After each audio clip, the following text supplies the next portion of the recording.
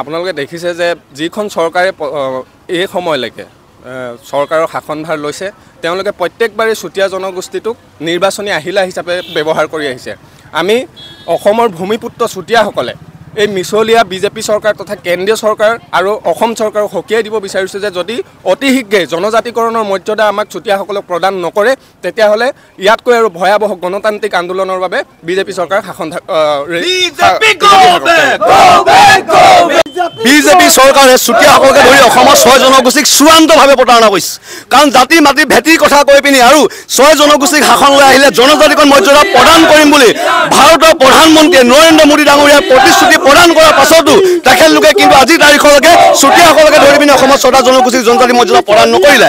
আৰু আটাইতকৈ বিজেপি চৰকাৰৰ অসমৰ মাননীয় মুখ্যমন্ত্ৰী হিমন্ত বিশ্ব শৰ্মা ডাঙৰীয়াই অসমত চূড়ান্তভাৱে অৰাজনৈতিকতা সৃষ্টি কৰি পিনি এই জনজাতিকৰণৰ বিষয়টো তেখেতলোকে দীৰ্ঘদিন সময় ওলমাই ৰাখিছে।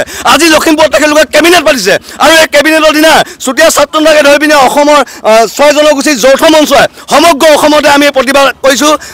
ভাৰতৰ প্ৰধানমন্ত্ৰী, জনজাতি পৰিক্ৰমা মন্ত্ৰী আৰু অসমৰ মিছলীয়া ঠগ প্ৰবঞ্চক মুখ্যমন্ত্ৰী ডাঙৰীয়া আমি পুতলিকা দাহ কৰিছোঁ। আৰু ইয়াৰ পৰা আমি এটা বাৰ্তা আমি দিব বিচাৰিছোঁ যে যদি আগন্তুক দিনত বিধানসভা নিৰ্বাচনৰ আগে আগে চুতীয়া জনগোষ্ঠীকে ধৰি পিনি যদি অসমৰ 6টা জনগোষ্ঠীক জনজাতি মৰ্যাদা প্ৰদান নকৰে তেন্তে 6 জনগোষ্ঠীৰ যৌথ মঞ্চই কিন্তু অসম জ্বলাবলৈ সাজু হৈছে। আৰু এই বাঘ যদি তেখেতলোকৰ ডিঙিৰ পৰা কাঢ়ি আনিব ইতিমধ্যে ৰণকৌশল 6 জনগোষ্ঠীয়ে প্ৰস্তুত কৰিছে।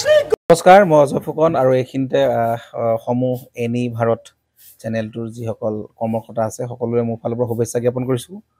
অসমৰ আচলতে সংবাদ জগতত নতুনকৈ আচলতে এটি আত্মপ্ৰকাশ ঘটিছে আমাৰ নিউজ চেনেল এনি ভাৰত। আৰু এনি ভাৰতৰ এটা খুব ধুনীয়া এটা অনুষ্ঠান হ'বলৈ গৈ আছে।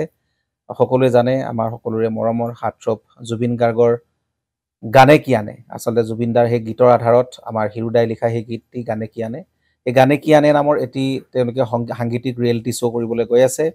আৰু 15 আগষ্টৰ পৰা গোটেই আৰম্ভ হ'ব। প্ৰথম অডিশ্যন অসমৰ ধেমাজি জিলাত আৰম্ভ কৰিব।